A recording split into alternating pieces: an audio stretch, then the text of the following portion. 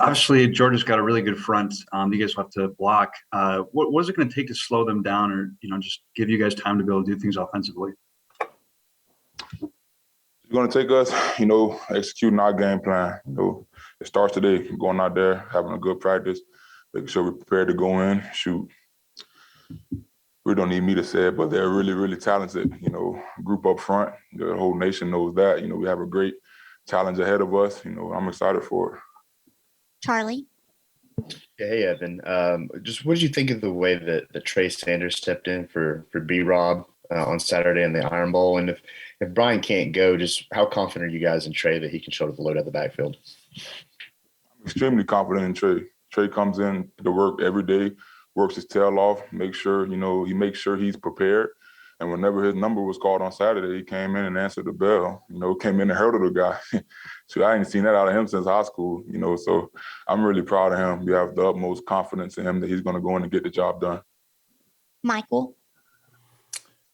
How motivating is it to you when you hear just how great Georgia's defense is, one of the best defenses, maybe in the past decade? How much does that motivate you guys up front?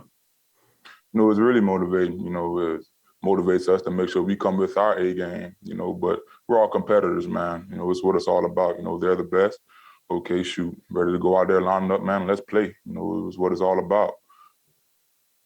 Tony. Evan, after a game like the Iron Bowl where things don't necessarily go your way from an offensive line standpoint, do you kind of rally the troops and is there something said, or do you just kind of tackle that during a film session? What happens, kind of after a game like that? Well, obviously, you have to watch the film, acknowledge the mistakes, but also have to look at some of the good things we did because it wasn't all bad. I mean, we did more bad things than we would like, but just watch the film, go out there, fix the things in practice, and just move on. We can't, sit and dwell on, the past whenever we have a really big game this week. So we just need to do everything in our power, to make sure we have a good week of practice, good mental energy, good focus, that way we can go out there and execute this Saturday. Jeff. Yeah, Evan, there were several times that John Mechie said after the game that Bryce Young is the GOAT. What, in your opinion, makes him the GOAT? He's just poised, man.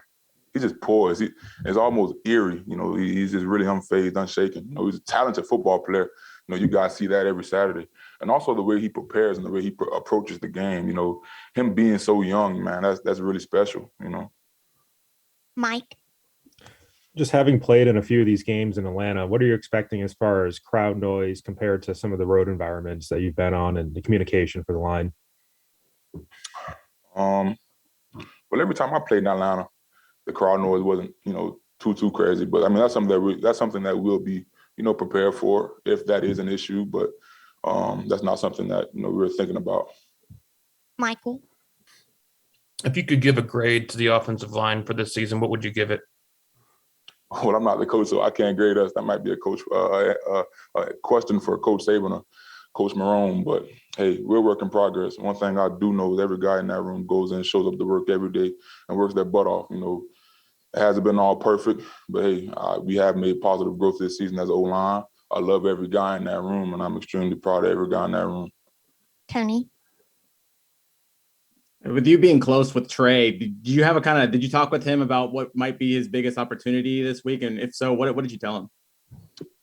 Well, me and Trey, we were really close. We were roommates at IMG. We really didn't speak too much on the game this weekend because it's already understood. He knows what he has to do. He knows the opportunity. He knows what's in front of him. He's prepared. I'm just, excited for him. I'm happy for him. He gets the opportunity to go out there and do his thing. I'm a dang sure, block my heart out for him. Nick. So often in games, you guys are playing an underdog, but now you're facing the number one team. What's it like to be on the other side of that? Well, it's not often that Alabama's on the other side of that, but hey, we just got to control what we can control. We're approaching this game like any other game. We're approaching this game with intentions to win. Obviously, Georgia's a great team, probably one of the best defense that we saw all year, so we just got to prepare, man. Just prepare all week, take it one day at a time, so that way Saturday we can go out there and execute. Michael. In the past, things like this, being an underdog would be used as motivation signs, be hung around the locker room, the weight room. Is that something they're trying to use this week to motivate you guys as underdogs? I hadn't seen any signs or anything, not as much, but I don't feel like us being an underdog, is motivating us. I just feel like us being competitors and us wanting to go out, and just win and just be who we are. I feel like that's what motivates us. Katie. Hey, Evan. I know you wouldn't have been there at the same time as him, but Jacory's another IMG guy that made a big play on Saturday. Just what is it about you IMG guys stepping up and making plays at Alabama? Hey, I'm really proud of Jacory. IMG's kind of like a mini Alabama, basically, how they structure everything. They really make sure guys come out of IMG prepared to go into college and prepared to step in and fill in a role, so hats off to IMG Academy, their entire program, the way they develop, us as players. And also, man, I'm extremely proud of Jacory.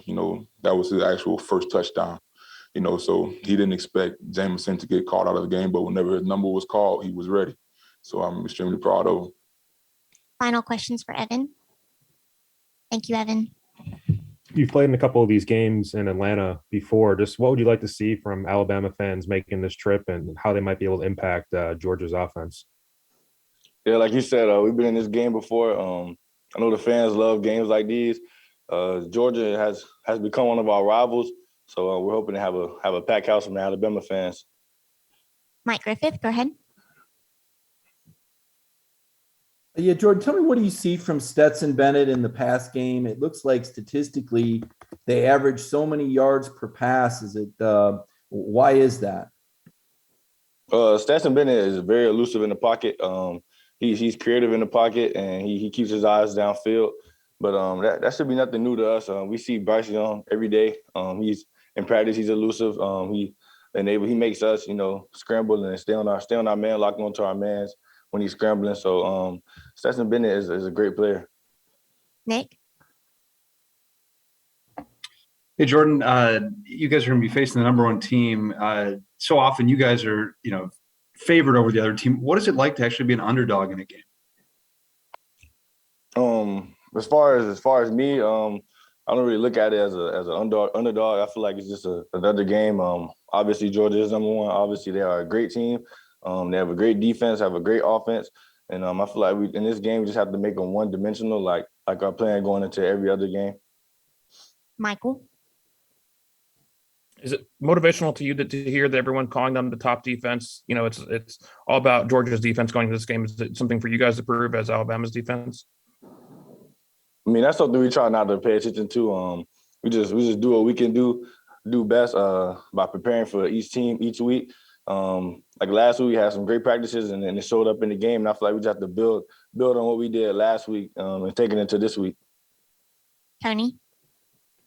Hey, Jordan, what's the craziest thing you've seen Trey Sanders do? We saw him hurdle somebody last game. I was wondering if there's anything in practice that he's maybe something we haven't seen yet. I mean, I don't think it gets any better than a hurdle in the game because he's sure not hurdling nobody in practice. So I think that's probably the most amazing thing you'll see from him. Jeff. Jordan, Georgia hasn't really had a close game since week one when they played Clemson. You guys have played the last three SEC games, I mean, really, really tight and had to make big plays to come out with victories.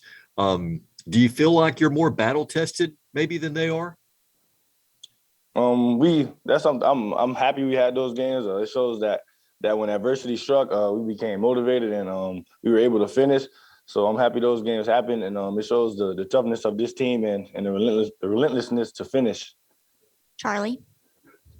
Hey, Jordan, you guys had a pretty strong game defensively at Auburn and have kind of played well since that A&M game. What do you think has been the turning point for the defense, and how important is it to kind of be playing your best this time of year?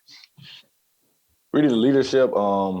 Obviously, our strength and conditioning staff is doing a great job of preparing us for these times. I like how we're going up during the late part of the season. We just need to continue to keep going up and keep preparing the way we are and keep leading the way the leaders are leading.